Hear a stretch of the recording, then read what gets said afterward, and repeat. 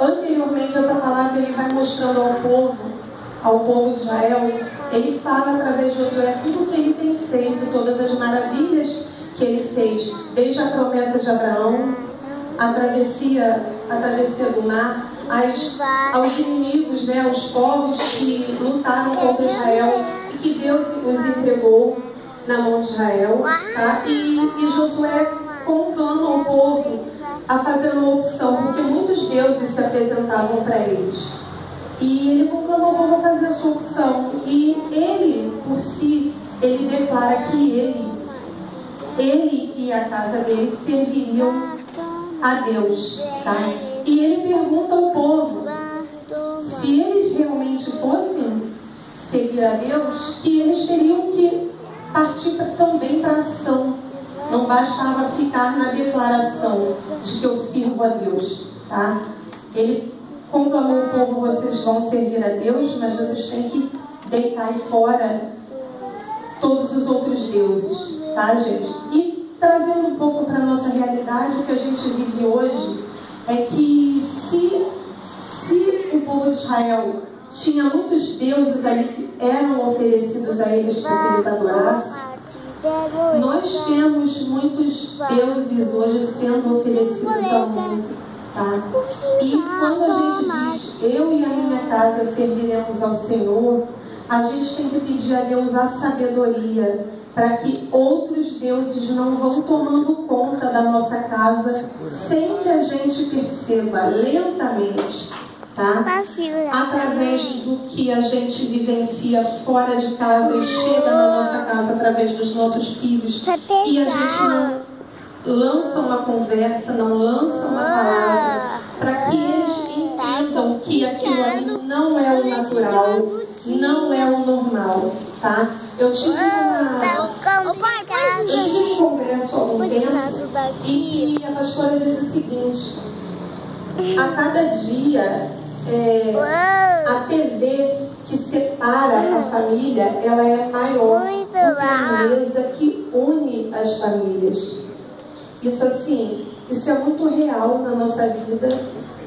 Ser pais antigamente, no tempo dos meus avós, até no tempo enquanto eu era criança, era bem diferente de como é hoje. Você tinha uma televisãozinha em casa e, exemplo meu pai chegava, era a hora dele assistir o jornal, então ninguém assistia nada na televisão.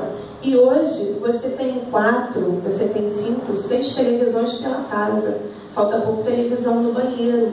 Então às vezes os filhos estão assistindo aquilo que eles querem que você nem sabe, tá? Então assim, a gente erra, sabe? A gente falha com a educação dos nossos filhos, mas a gente está o tempo todo, a gente tem que estar o tempo todo pedindo essa sabedoria a Deus, tá? Seja através do que eles trazem da escola, seja através do que eles assistem.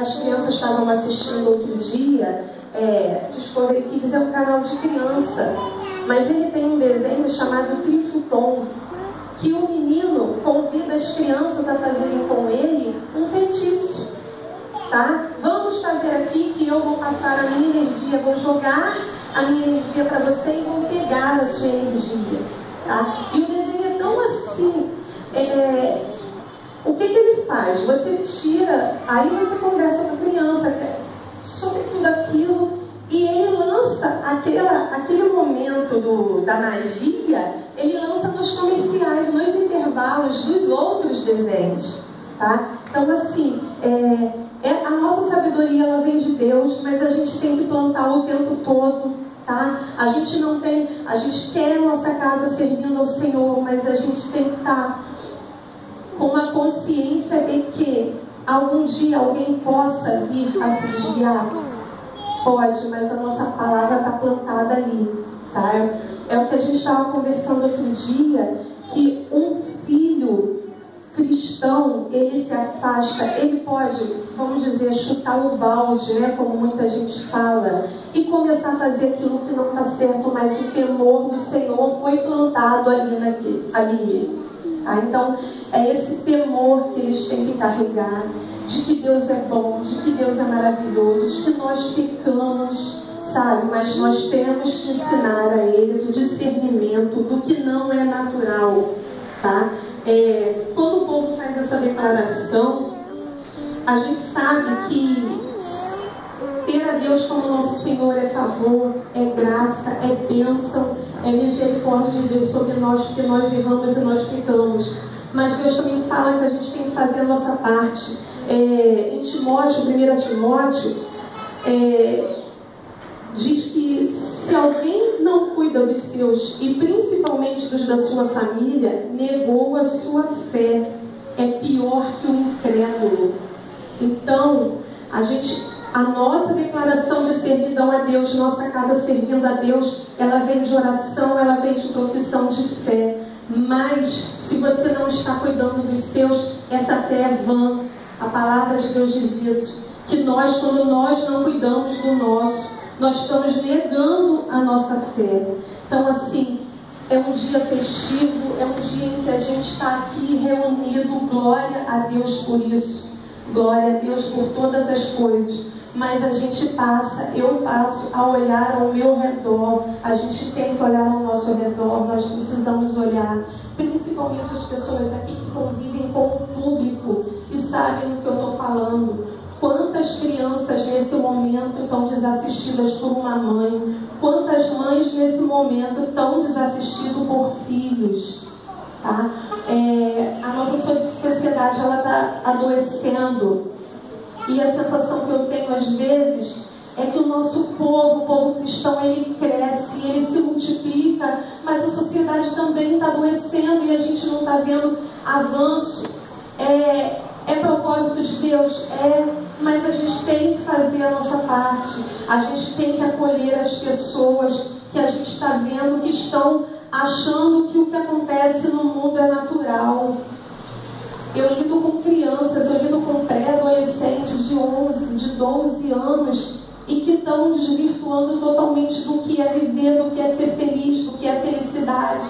Se você perguntar para algumas, elas acham o futuro delas, se pergunta para o futuro, um futuro bacana para elas é aparecer na televisão, é participar de um programa.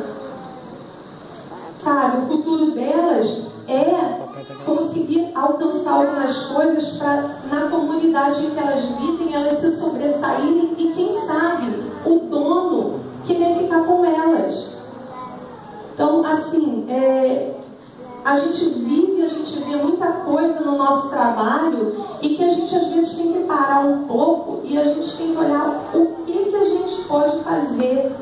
Quando Deus disse para a gente ir e pregar o Evangelho, a gente não prega o Evangelho só abrindo a Bíblia e lendo e separando um dia do mês ou da semana para sair com nossos irmãos para evangelizar. E de pregar o Evangelho é você estar disposto a ouvir, estar disposto a chamar uma criança, um adolescente, perguntar como é que ele está, porque muitas vezes não tem ninguém para perguntar isso para ele. Às vezes eu saio do trabalho e eu pergunto assim: pai, como vai ser o fim de semana dessas crianças? Guarda. Porque tem crianças que, além de não ter os pais durante a semana, também não os têm no fim de semana. Eu já recebi aluna de 7 anos desmaiando de manhã na escola com um galo na cabeça. E eu perguntar para ela o que aconteceu, se ela tinha contado para a mãe, se a mãe a tinha levado ao hospital. Aquilo aconteceu de madrugada, enquanto ela estava com a irmã de 9 e a mãe tinha ido para o bar. E a mãe ainda não sabia que ela tinha batido a cabeça. Então, gente, assim, são realidades que a gente tem que ter um tempo e a gente tem que estar disposto a ouvir no lugar onde a gente mora, lançar uma palavra de amor. Foi o que eu ouvi essa semana. Nós, enquanto povo escolhido, enquanto povo de Deus, nós somos a Bíblia que essas pessoas estão lendo. Essa palavra ficou comigo. Nós somos a Bíblia que o mundo lê. O incrédulo hoje, ele não chega em casa e abre a Bíblia para ler um versículo para ouvir Deus falar com ele. Deus está falando com ele através de nós. Então, nossa casa separada para Deus é nossa casa agindo, é a nossa casa se incomodando com o que a gente tem visto de mal. Eu trago assim: vamos nos incomodar mais. Vamos incomodar mais com a falta de tempo que às vezes a gente tem, né? Porque às vezes a gente fala assim: eu não estou tendo tempo para minha família, e ponto. Isso tem que nos incomodar, a gente tem que orar para a gente sair dessa situação. A gente não é planta, a gente não está fixado no mesmo lugar, sabe? Então, se a gente tem um trabalho que nos escraviza, que está sendo prioridade no lugar da nossa família, vamos orar a Deus, vamos agir, vamos fazer a nossa parte, vamos buscar. Não acertaremos sempre, a gente erra, a gente peca, a gente deixa às vezes as coisas acontecerem e é falha nossa, mas a gente tem que estar sempre com aquele incômodo. Será que eu estou fazendo certo pelos meus pais, pelos meus filhos? O que nós somos hoje para os nossos pais, os nossos filhos estão vendo. Nós somos exemplo para eles. Se a gente trata nossos pais com descaso, se eles não são prioridade na nossa vida, nós não seremos na dos nossos filhos. Eles aprenderam com a gente. Eles aprenderam com a gente que os idosos não mereciam uma atenção. Eles aprenderam com a gente que a gente estava sempre ocupado. E quando o nosso pai e nossa mãe, às vezes, quer uma atenção, quer contar aquela prosa, né, que quem é mais antigo gosta de contar, né, aquelas histórias antigas, a gente tem que ter um tempinho para eles. Nossos filhos estão vendo, para que eles possam ter tempo para a gente também, tá, gente? Então, ser pais hoje é muito difícil. A gente ouve muito as pessoas falarem assim: eu crio meus filhos para o mundo. Mas a gente tem que ter muito cuidado com essa palavra, porque a gente já pode acabar confundindo que o criar para o mundo é que ele seja escravo do mundo. Nossos filhos são criados para conviver no mundo, conviver sim, para poder crescer profissionalmente enquanto pessoa, sim. Mas nós não criamos nossos filhos para o mundo. Nós criamos nossos filhos para estar na casa do Senhor, louvando e adorando a Deus, e sendo luz através de Cristo, sendo luz desse mundo que está tão corrompido. Tá? Então, assim, o mundo hoje ele nos cobra muito. As cobranças do mundo atual vêm ocupando um espaço que deveria ser prioridade das nossas famílias, e eles não podem passar despercebido. Palavras não substituem exemplos, e presentes não substituem presença. Às vezes a gente trabalha tanto, a gente procura um outro lugar para trabalhar, para fazer uma hora extra. No final das contas é para fazer uma festa de aniversário, é para entrar no shopping e comprar os presentes que não fazem diferença para as crianças. A nossa presença ela faz muito mais diferença. Bom, é isso, gente. Acima de tudo, que nossa casa sirva ao Senhor. Sirva ao Senhor, olhando o nosso próximo. Glória a Deus. Tá, gente? Eu trouxe uma mensagem para encerrar. Queria que vocês fossem para casa refletindo sobre essa mensagem, sobre quais têm sido as nossas prioridades. A mensagem é assim: não esqueça o principal. Conta a lenda que certa vez uma mulher pobre, com uma criança no colo, ao passar na entrada de uma caverna, escutou uma voz misteriosa que lá dentro dizia assim: entre e acolhe tudo o que você desejar, mas não esqueça o principal. Lembre-se, porém, de uma coisa: depois que você sair, a porta se fechará para sempre. Portanto, aproveite a oportunidade, pegue tudo o que você puder, mas não esqueça o principal. Ao entrar na caverna, a mulher encontrou lá muitas riquezas.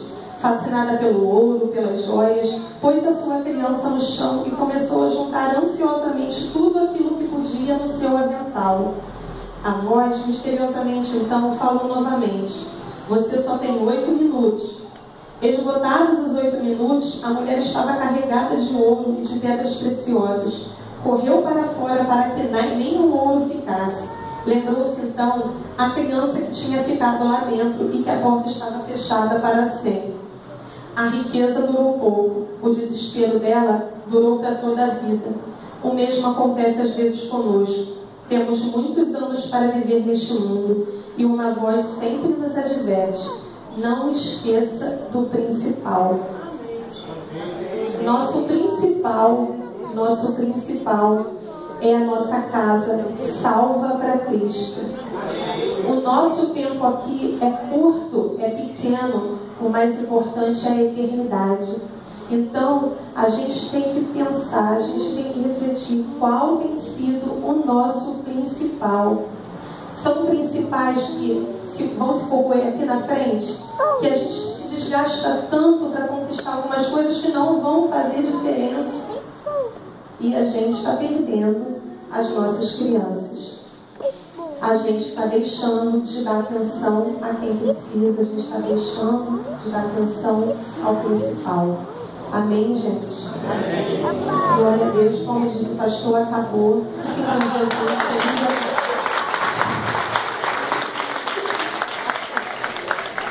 Deus te abençoe.